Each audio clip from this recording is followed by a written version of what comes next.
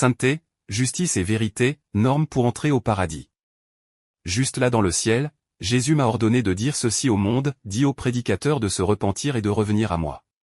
S'ils refusent de se repentir, je les dévorerai tous à la fois, Joël 2, 12, Matthieu 4, 17. La sainteté, la vérité et la justice sont les seuls critères à remplir pour entrer dans mon saint royaume. Va prévenir l'homme. Je t'envoie jusqu'aux extrémités de te taire pour déclarer à l'homme que mon standard pour le ciel est la vie de sainteté, de vérité et de justice. Hébreux 12, 14, dit à l'homme que je l'aime toujours. Jérémie 31, 3. Il a cité Ésaïe 33, 15 à 17 qui dit ceci, celui qui marche dans la justice, et qui parle selon la droiture, qui méprise un gain acquis par extorsion, qui secoue les mains pour ne pas accepter un présent, qui ferme l'oreille pour ne pas entendre des propos sanguinaires, et qui se bande les yeux pour ne pas voir le mal. Verset 16, celui-là habitera dans les lieux élevés, des rochers fortifiés seront sa retraite, du pain lui sera donné, de l'eau lui sera assurée. Verset 17, tes yeux verront le roi dans sa magnificence, ils contempleront le pays dans toute son étendue. Encore une fois Jésus a cité Ésée 62, 10 à 12 qui dit ceci, franchissez, franchissez les portes. Préparez un chemin pour le peuple. Frayez, frayez la route, ôtez les pierres. Élevez une bannière vers les peuples. Verset 11, voici ce que l'Éternel proclame aux extrémités de la terre, dit à la fille de Sion, voici, ton sauveur arrive, voici, le salaire est avec lui, et les rétributions le précédant. Verset 12, on les appellera peuple saint, racheté de Éternel, et toi, on t'appellera recherché, ville non délaissée. Jésus a dit, va annoncer à l'homme que la justice, la vérité et la sainteté de vie sont les choses qui permettront aux croyants d'être admis au paradis, Hébreux 12, 14. Sans la sainteté, aucun homme ne verra le Seigneur. Comme tu y vas, élève le niveau de sainteté dans ta vie personnelle afin que les gens le voient, Tite 2, 7a, émoticône n'en croyant pas ses yeux. Fais-leur bien comprendre cela. Que le monde entier le sache. Mets la barre très haute en ce qui concerne la sainteté et la justice, 2 Timothée 3, 2. Dis à l'homme que je l'aime toujours, Jérémie 31, 3. Mène ta vie comme un chrétien. Matthieu 3, 8. Jésus a mis en garde contre les activités de faux prophètes et de faux enseignants. Il dit, ne te mélange pas aux personnes qui ne veulent pas changer, Romains 16, 17 à 18. Sois prudent vis-à-vis des gens que tu rencontres. Sois prudent vis-à-vis des gens qui t'entourent. Romains 16, 17 à 18. Jésus m'a donné 3 avertissements essentiels. Il dit, méfie-toi des femmes, Éphésiens 5, 5. Méfie-toi des plaisirs mondains, 1 Jean 2, 15 à 17. Fais attention à l'orgueil, Proverbe 16, 18. 2 dit encore, dis au monde que mon niveau est élevé. Je n'ai pas changé. Je suis le même Dieu. 2 a cité 2 Pierre 2, 1, 3, 2 il y a eu parmi le peuple de faux prophètes, et il y aura de même parmi vous de faux docteurs, qui introduiront des sectes pernicieuses, et qui, reniant le maître qui les a rachetés, attireront sur eux une ruine soudaine. Verset 2, plusieurs les suivront dans leur dissolution, et la voix de la vérité sera calomniée à cause d'eux. Verset 3, par cupidité, ils trafiqueront de vous au moyen de paroles trompeuses, eux que menace depuis longtemps la condamnation, et dont la ruine ne sommeille point. Le Seigneur me dit, en ces derniers jours, les faux enseignants surgiront et ils sont déjà à l'œuvre dans le monde. Ces hommes apportent de l'hérésie dans l'Église, niant la divinité et la sainteté. Beaucoup les suivront dans leur voie. Plusieurs les suivront. L'on parlera mal de la voie de la vérité, de la droiture et de la sainteté. Mais va et dis-le à haute voix. Je me tiendrai à tes côtés. Dis à l'homme que je l'aime toujours. Dis-lui que mon niveau est élevé.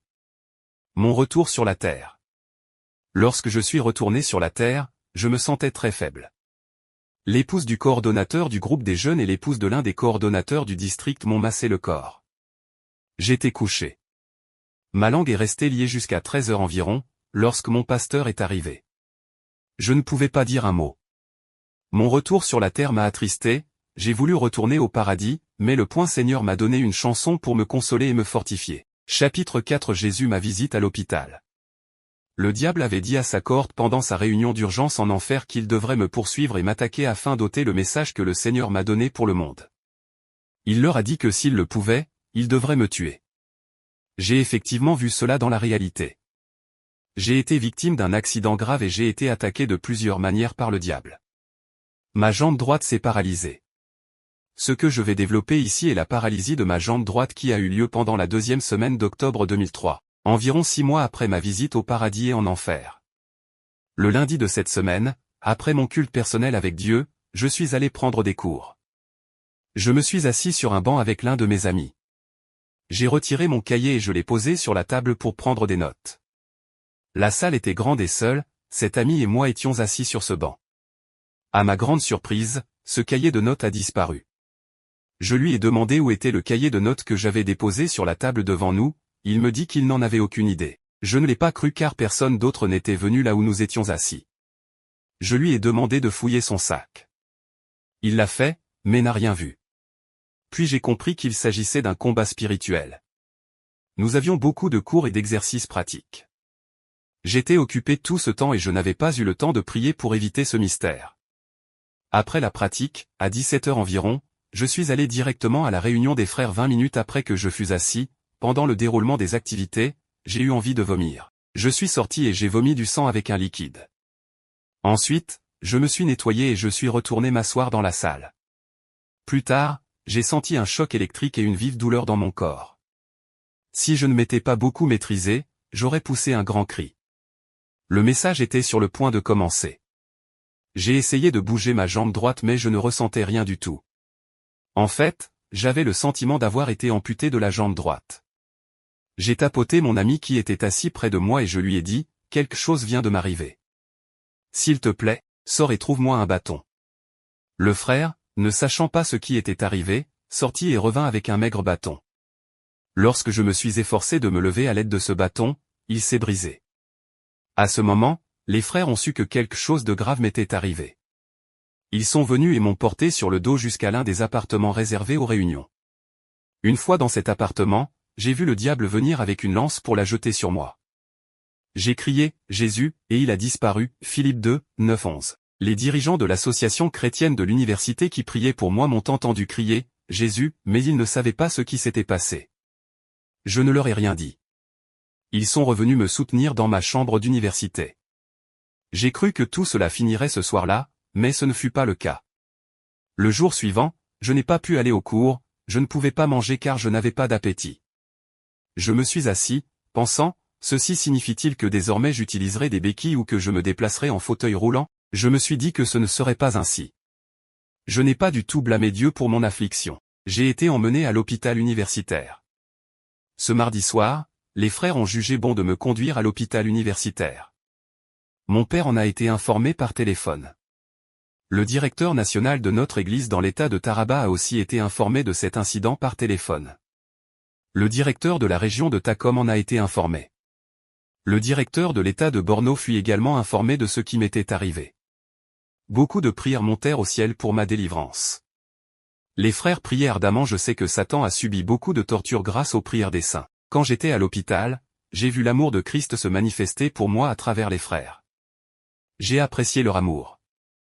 Mes camarades m'apportaient de la nourriture, des fruits, etc. Merci à Dieu pour un tel amour fraternel. J'ai été emmené à l'hôpital vers 1 h du matin, le mercredi. Le médecin de garde avait été informé de mon état. J'ai été emmené à l'unité d'urgence pour mon examen. Après qu'il m'eut examiné, il dit à certains de nos dirigeants qu'il était embarrassé et qu'il ne comprenait pas ce qui n'allait pas avec moi. Il leur a dit de me ramener à l'auberge. Mais les frères ont plaidé avec lui pour qu'il me permette de passer cette nuit-là à l'hôpital, car il était déjà tard et il n'y avait aucun moyen de transport pour me conduire à l'auberge, et d'ailleurs ils espéraient que je serais hospitalisé selon les normes le lendemain matin. Il finit par accepter leur demande. Comportement étrange d'un infirmier à l'hôpital. Le matin suivant, j'ai reçu une autorisation appropriée et j'ai été transporté dans l'une des unités. J'étais assis sur une chaise roulante. Ma jambe était paralysée. Un infirmier est passé là où je me trouvais, et a heurté ma jambe malade. Cet acte m'a surpris. Un infirmier qui donne un coup de pied à un patient dans mon état. Je résolus de le confronter à son retour.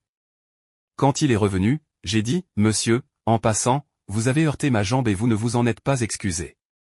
Est-ce de cette manière que vous traitez vos patients dans les salles ?» II s'est irrité et a dit, « Pourquoi as-tu mis ta jambe ici ?» Il leva son pied et frappa ma jambe de plus belle. Je l'ai prévenu, j'ai des gens dans cet hôpital qui mettront fin à votre carrière si je dépose une plainte contre vous. Nous avons des frères, qui sont des consultants à l'hôpital universitaire de Maiduguri où j'ai été hospitalisé. J'ai compris que le diable était en guerre contre moi. C'était mon frère aîné qui prenait soin de moi. Je lui dis que j'avais vu la manipulation du diable dans l'hôpital et qu'il devrait me ramener à l'auberge. Il a rejeté ma demande, et, puisque je ne pouvais pas marcher, je suis resté immobile. On m'a donné un lit où je me suis couché, effort des médecins à l'hôpital. Près de 13 médecins sont venus entreprendre une recherche en équipe pour déceler la cause de la paralysie. Ils ont effectué différents tests, qui n'ont abouti à aucun résultat précis. Ils n'avaient rien à dire en ce qui concernait la cause de la paralysie de ma jambe. Le dernier jour, ils ont suggéré que je sois traduit au pavillon de radiologie afin que ma jambe soit réanimée, et avec l'aide d'une canne, ma jambe pourrait être restaurée. Ils ont également dit que je devrais passer au scanner cérébral afin qu'il décèle la cause de la paralysie. Le coût de ce scanner cérébral était d'environ 15 000 Naira. Les gens affluaient dans ma salle d'hôpital pour me rendre visite ou pour me consoler. D'autres personnes dans la salle se demandaient qui j'étais pour être tant aimé et pris en charge par de nombreuses personnes. Notre coordonnateur était aussi venu me consoler. En effet, le Seigneur avait décidé de m'honorer devant les gens de l'hôpital. Jésus est venu à l'hôpital et m'a guéri. Vu que les médecins n'avaient trouvé aucune cause à ma paralysie et qu'une forte somme d'argent avait été dépensée en vain, je me résolus de chercher la face du Seigneur. Il était environ 13 heures. J'ai prié en disant, « Dieu, je ne me suis pas désigné pour te servir, c'est toi qui m'as appelé à ton service. » Je n'ai pas beaucoup prié. Je louais, j'adorais Dieu et je lui rendais grâce. J'étais dans ma chambre d'hôpital. Pendant que j'adorais, j'ai vu quelqu'un ouvrir la porte et s'avancer vers moi.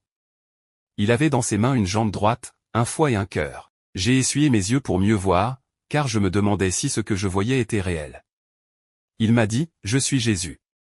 Je suis venu en réponse aux prières des croyants pour toi. » Avant que je ne sache quoi que ce soit, il avait effectué une opération sur moi spirituellement. La mauvaise jambe avait été remplacée par la nouvelle jambe, et je n'ai pas senti la moindre douleur. Loué soit le Seigneur. Cela a été fait en un clin d'œil. Les forces des ténèbres contre moi.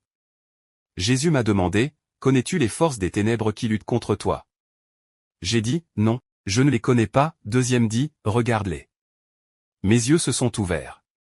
J'ai vu quelques personnalités dans un endroit sombre, comme dans une salle. Leur chef se leva et dit, « Nous devons nous charger de leur pasteur. » L'Église entière prend un nouveau mouvement vers la sainteté. Nous devons nous assurer que nous gagnerons cette bataille.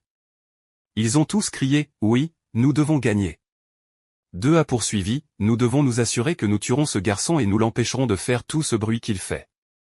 Nous devons réduire ce garçon au silence. » L'autorité du nom de Jésus.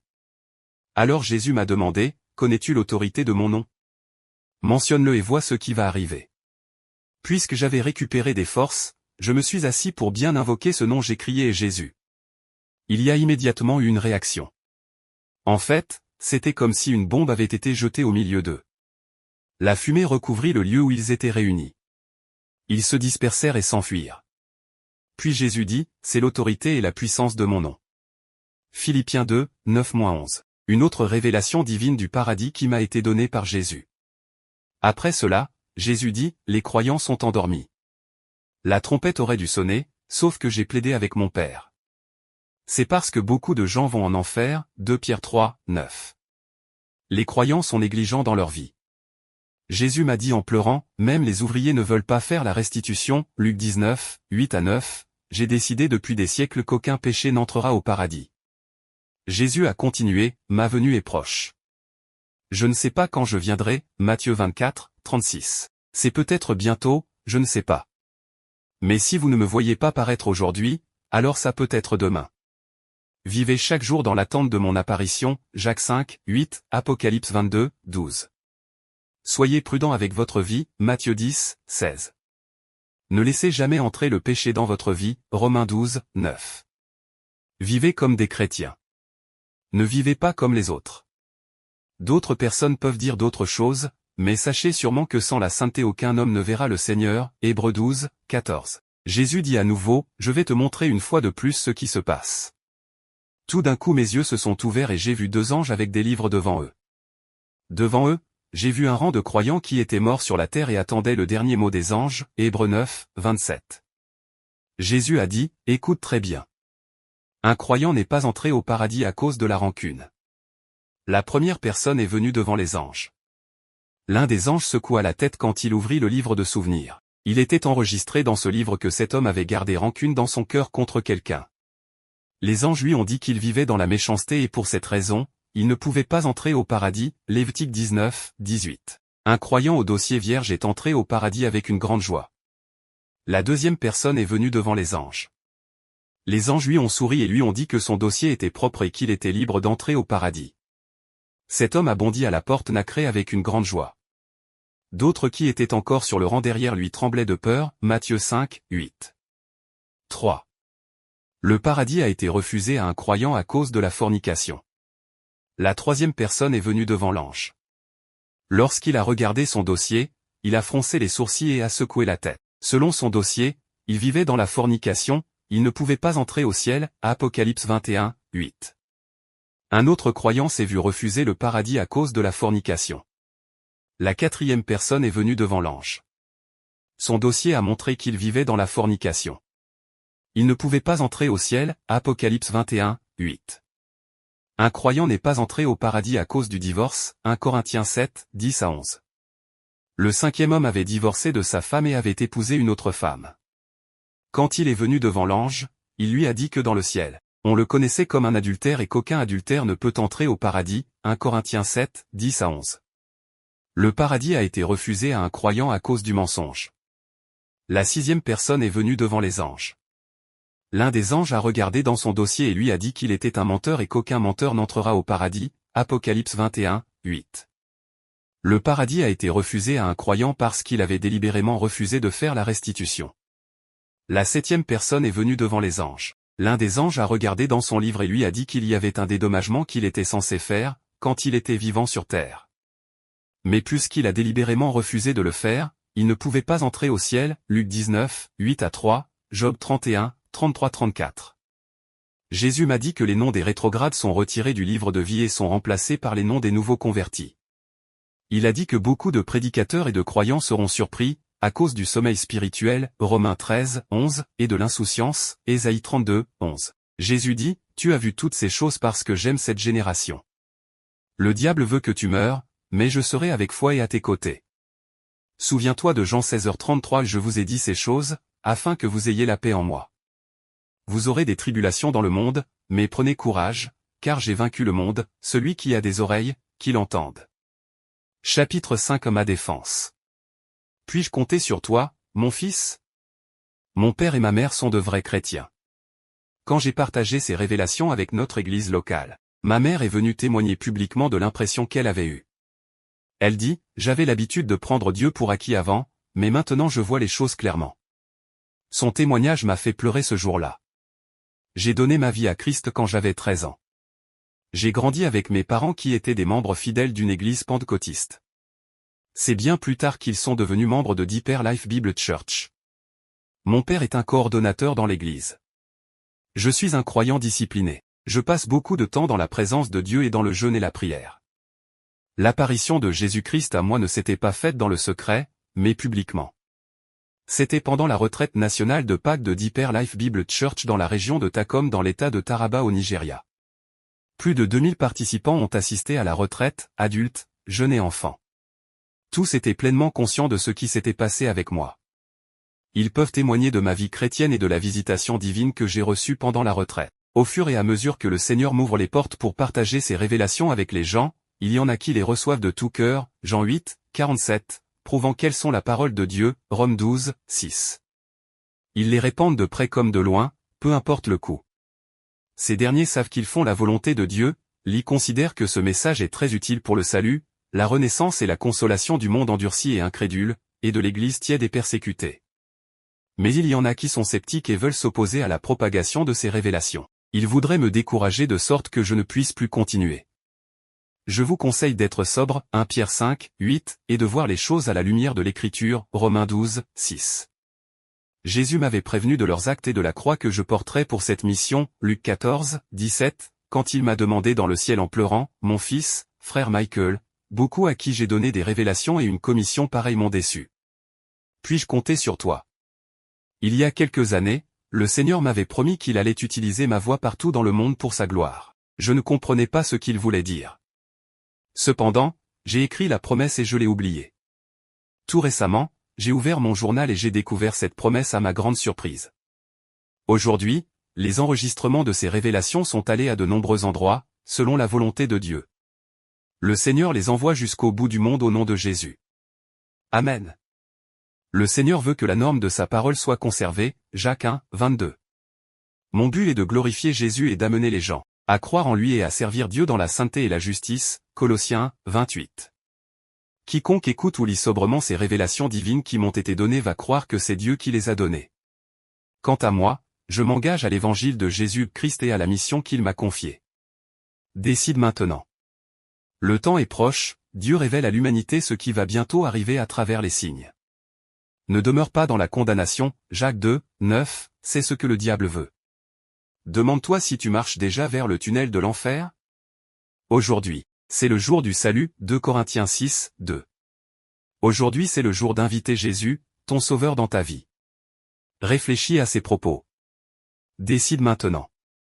Si tu n'as pas encore reçu Jésus dans ton cœur comme ton Seigneur et ton Sauveur ou bien tu l'as déjà reçu mais le péché a réussi à te séparer de lui, alors fais cette prière et le Seigneur entrera dans ton cœur et tu seras sauvé.